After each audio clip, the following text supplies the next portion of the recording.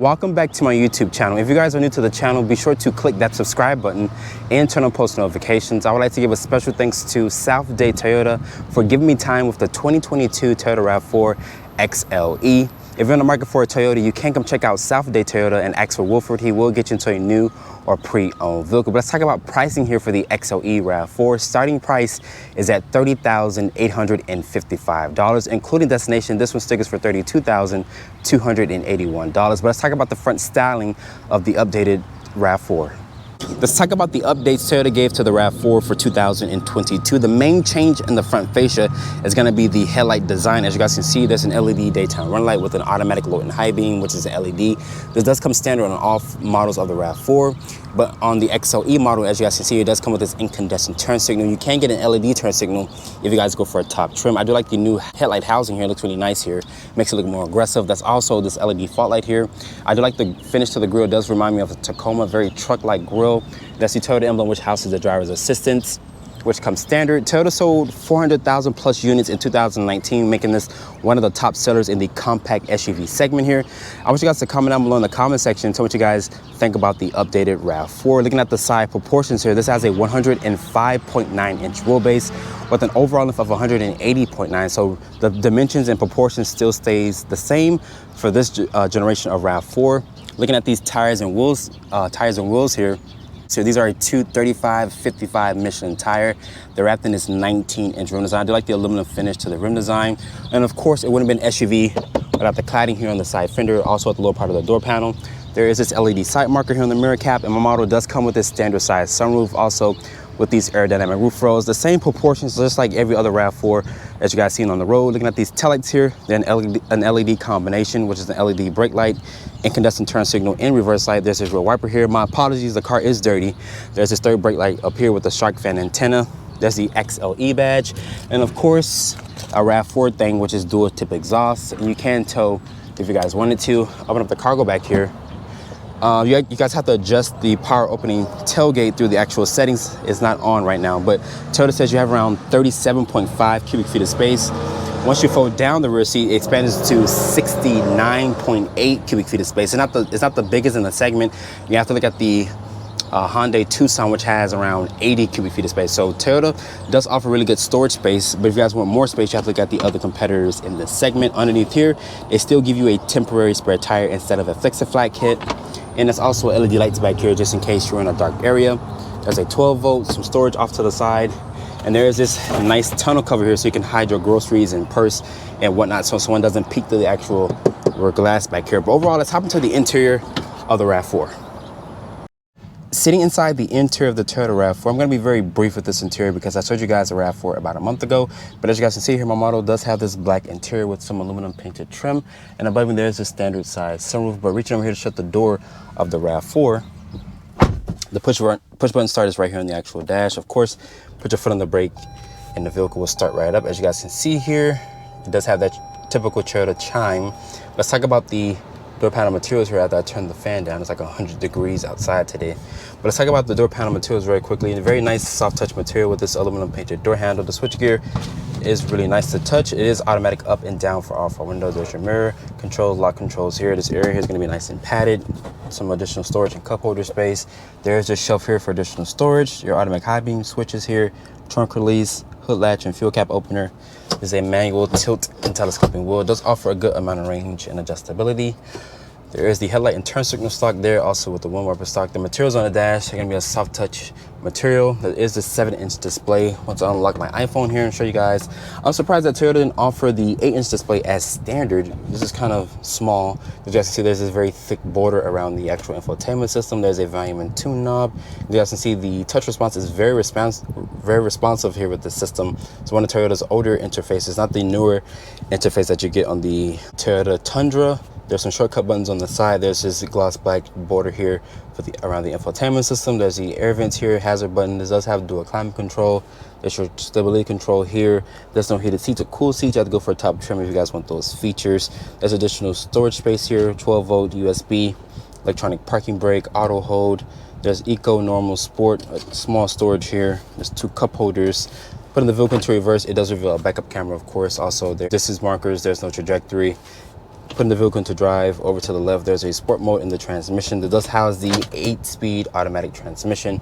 There's some storage shelves here. Open up this, it does reveal a large storage in there. The materials on the dash, very nice material, nice stitching here. The seats are supportive and comfortable. They're the same seats out of the Toyota Camry, very supportive. And above me, like I mentioned, there's a standard size sunroof. If you guys want a panoramic sunroof, you have to pay additional option for that. There's gonna be LED lights throughout the cabin. So Toyota did fix some of the concerns for the last year's model, which was the 21 model. There's also the sunglass holder here. Open up this, it does reveal a deep amount of storage. This is the plastics for the car. As you guys can see, there is 2 Type-C ports in there. This area is going to be nice and padded, but overall the interior of the RAV4 does look very, very modern still, but it is behind in tech compared to like the Hyundai and some of the other competitors in this segment. Let's get into the back seat here of the Toyota RAV4. Open up the door here. Let's talk about the materials here on the door panel. Really nice material, which is carried over from the front seat with this aluminum painted door handle. The switchgear feels nice. This area is going to be nice and padded. There's also additional cup holder space. But getting back here, really good step in height to get into the RAV4. As you guys can see, I have around 37.5 inches that Toyota claims. There is 1 mat pocket back here for storage. You also have rear air vents. There's also 2 charging ports down there. The floor back here is not flat, but you can fit a middle passenger here. And you can recline the seat if you guys want a long road trip and whatnot. And above, there is a standard size sunroof. You can get a panoramic sunroof as an additional option. And there is going to be LED lights throughout the cabin. Toyota offered that for 2022. The seats are very supportive and comfortable. I am 5'8". I do have a lot of headroom here, as you guys can see. But overall, the back seat of the RAV4 does feel very comfortable and very spacious. Let's talk about the powertrain specs here for the Toyota RAV4. This uses Toyota's 2.5-liter 4-cylinder. This powertrain makes 203 horsepower and 184 pound-feet of torque. It's paired with an 8-speed automatic transmission. Fuel economy numbers for this 4-cylinder is rated at 27 in the city, 35 on the highway, and 30 combined. So starting off in the 2022 Toyota RAV4 XLE, Toyota sold nearly 400,000 plus units in 2019, so making it one of the top sellers in the compact SUV segment. So the other competitors started to scramble to basically bring out a new product. For example, like the new Hyundai Tucson and the new Kia Sportage. My apologies. I should be driving the Sportage in the next few days. The dealership, they did confirm that they are getting a lot of shipments in of the Sportage, so you guys have to come back in the next few days or so you guys can see that full review. But like I mentioned, the other competitors are Kia, Hyundai, Honda. But Honda hasn't introduced a new version of the CR-V. They introduced that vehicle, I think, in late 2017 or early 2017. So it's been on the market for the last 5 or 6 years. Toyota introduced this generation back in 2019. So the RAV4 is getting an update, like I showed you guys, for the front styling. The rear still looks the same, like I mentioned from my previous review. But this vehicle drives very well. This is a 2.5-liter 4-cylinder powertrain. It makes 203 horsepower and 184 pound-feet of torque. Fuel economy is rated at 27 in the city, 35 on the highway, and 30 combined. You guys can go for a plug-in variant, which will make 300 plus horsepower, one of the most powerful RAV4s that Toyota has ever produced. It uses 3 electric motors. So if you guys want that plug-in variant, you have to look at the Toyota RAV4 Prime, which I haven't driven that vehicle just yet, unfortunately. Toyota should be sending me one very soon, fingers crossed. It's just been a lot of back push because there's a lot of other journalists that haven't reviewed that vehicle. So once I get that vehicle, you guys will see a range test and so forth. But the RAV4 is a really good seller in this segment. Like I mentioned, nearly 400,000 people bought a RAV4 in 2019, and they still sell very well. You have different trims. You have an off-road package. You also have a plug-in variant, hybrid variant. So anything that you guys want, the RAV, and any trim level that you guys want, the RAV4 does give. Visibility out of this vehicle is very good. You also have these large mirrors here, also with this large windshield, great commanding view. The seats are the same seats out of the Camry, so I kind of squirm around this a little bit. They're not aggressively bolstered. That's not the purpose of this, but they are supportive and comfortable seats. I'm disappointed. I wish Toyota would have offered the 8-inch as standard. You guys can go for a 9-inch display as well. The other competitors offer a 10.2-inch display. So if you guys are looking for tech and you want nicer features, I would recommend looking at the other competitors, because unfortunately Toyota does not offer that. Toyota's kind of long in the tooth when it comes to, you know, redesigning and updating their vehicles.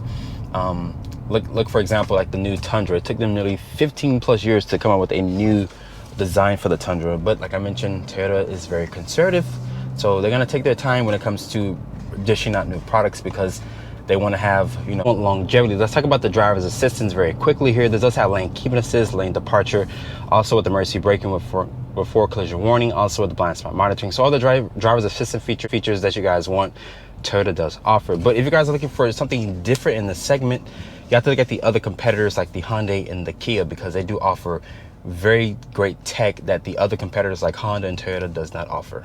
After spending time with the 2022 Toyota RAV4 XLE, hope you guys have enjoyed this review here. Be sure to follow me on Instagram at Drive1Reviews and hit that subscribe button, and I'll see you all in the next review.